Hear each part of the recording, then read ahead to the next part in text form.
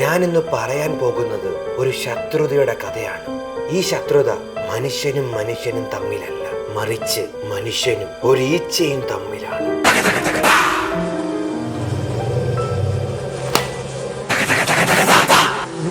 ഈ ശത്രുത ഉണ്ടാവാനുള്ള കാരണം നമുക്കൊന്ന് കണ്ടു നോക്കിയാലോ?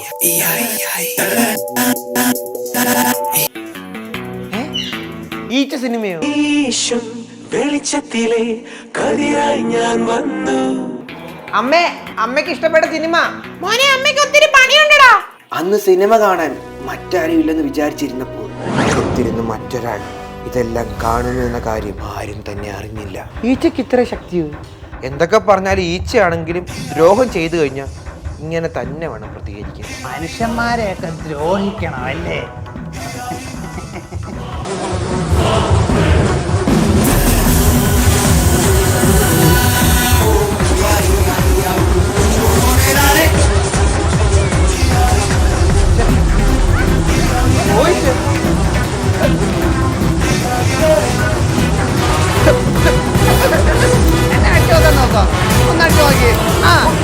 ഒന്നുകൂടെ അടിച്ചു ഒന്നുകൂടെ. അമ്മേ, ഒരു ഈച്ച. ഈച്ച ഇവിടെ ഉണ്ടായിരുന്നു അമ്മേ.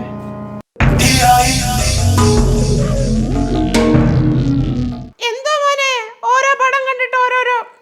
എനിക്കെടുക്കുന്ന വേറെ പണിയുണ്ട്.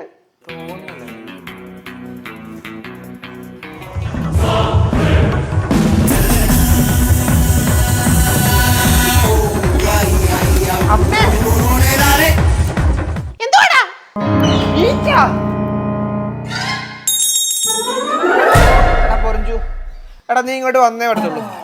അടിക്കണം. എടാ, അടിച്ചു കൊല്ലണം.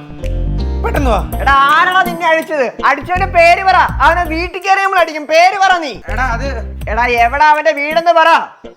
വീട് ഇവിടെ തന്നെ. ഓഹോ, അടിച്ചിട്ടപ്പോ വീട്ടിൽ കയറി ഒളിച്ചിരിക്കുമല്ലേ? വിളിച്ചിറക്കിയവനെ ഇങ്ങോട്ട്. ഒളിച്ചിരിക്കുവല്ല, ഇവിടെ തന്നെ ഇരിപ്പുണ്ട്. എവിടെ ഒളിച്ചിരിക്കുന്നത്? എവിടാ? ഇതിനടിയിലുണ്ടോ?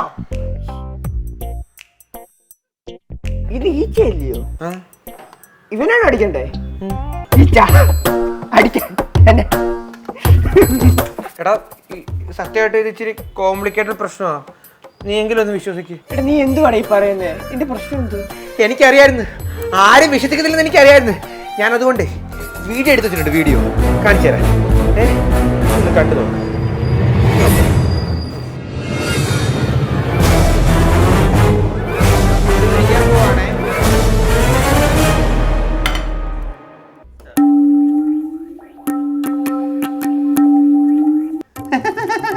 തിന്നാൻ ഞാൻ സമ്മതിക്കൂല. എങ്ങനെയുണ്ട് പരിപാടി? ആഹാരം പോലും കടിക്കാൻ സമ്മതിക്കത്തില്ലല്ലേ? ഇഷ്ടപ്പെട്ട?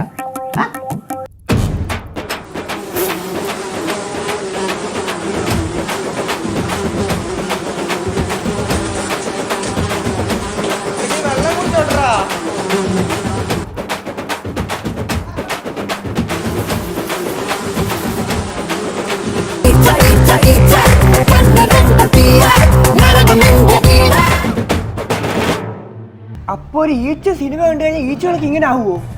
മക്കളെ, ഞങ്ങളും ആദ്യം തമാശയായിട്ടാ വിചാരിച്ചത്, പക്ഷെ കാര്യം ഇച്ചിരി സീരിയസാ. അവനെ ഇല്ലാതാക്കണം.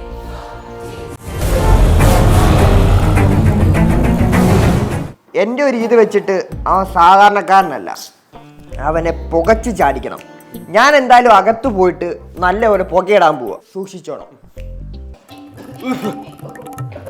എടാ, ഇത്രയും പുക വേണോ?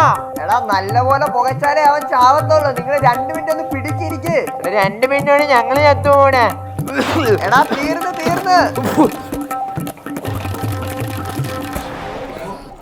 ഇനി ഈച്ച പോയിട്ട് അവന്റെ അച്ഛൻ പോലും ഇവിടെ കാണില്ല. അമ്മാതിരി പറപ്പിക്കില്ലേ ഞാൻ പറപ്പിച്ചത്. അപ്പൊ എനിക്കിനി സമാധാനത്തിന് വെള്ളം കുടിക്കാം.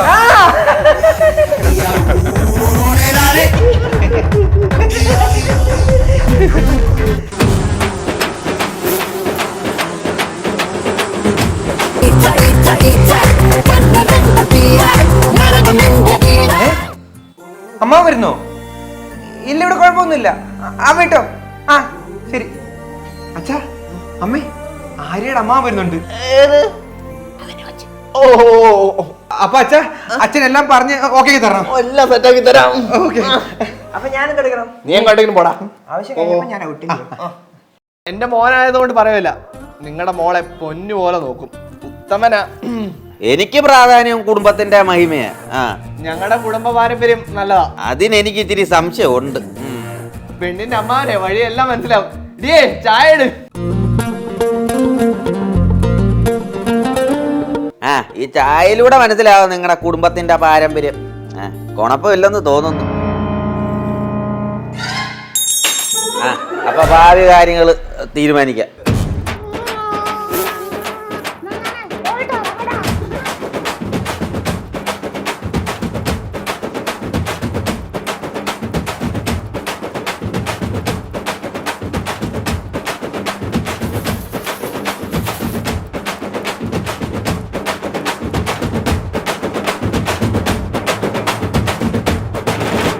ഇതെന്തുവാ കുടിക്കുമ്പോ ടേസ്റ്റ് കൂടുന്നേ?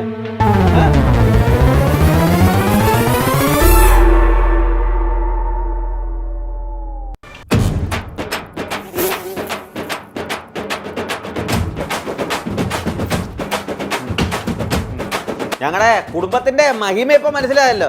നക്കികളാന്ന് മനസ്സിലായി. എന്തുവാ? എല്ലാം പറഞ്ഞ പോലെ ഒന്നുകൂടി ഇങ്ങോട്ട് ഇറങ്ങാം. കുടുംബത്തിന്റെ മഹിമ ഇപ്പൊ ഏകദേശം എനിക്ക് തെളിഞ്ഞു വരുന്നു. പറയൂ, എന്താ കലക്കി തന്നേ? എനിക്ക് വയറ് എരിച്ചിട്ട് വയ്യ. കല്യാണം നടത്തി തരാൻ വന്ന എന്നെ നിങ്ങൾ വയറിളക്കപ്പിച്ചില്ലയോ? ഈ കല്യാണം നടക്കുന്ന എനിക്കൊന്ന് കാണണം. അകത്താന്നോ കക്കൂസ്? ഒന്ന് പറഞ്ഞുകൂടായിരുന്നോ?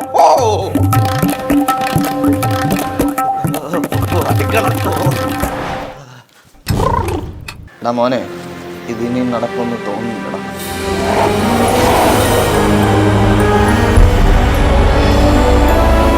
അപ്പൊ നീയാണല്ലേ എന്റെ കല്യാണം മുടക്കിയത്. എത്ര കൊല്ലത്തെ പ്രേമാന്നറിയോ?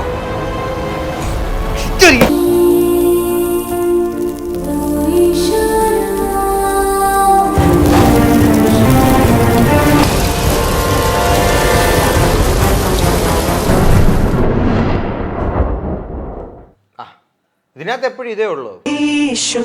വെളിച്ചത്തിലെ കതിരായി ഞാൻ വന്നു.